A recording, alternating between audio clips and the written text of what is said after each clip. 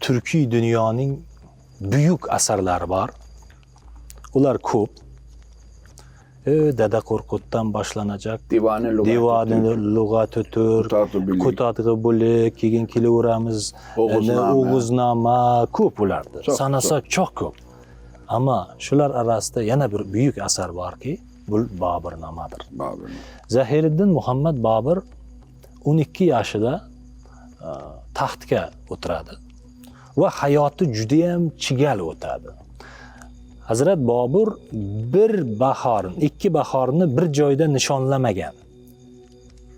Bu va shu hayoti mana shunday chigal bo'lishiga qaramasdan buyuk asar yaratadi, Bobirnomani yaratadi. Bobirnoma bugun xalqlarni birlashtiradigan asar sifatida talqin etkim keladi. Nega?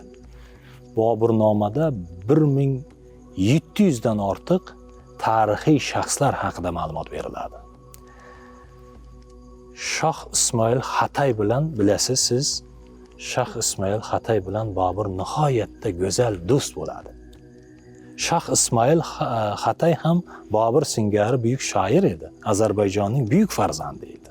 Bu ikkalasi do'st edi. Demoqchimanki, O'zbek Ozarbayjon do'stligining tarixi u qadimga borib taqaladi.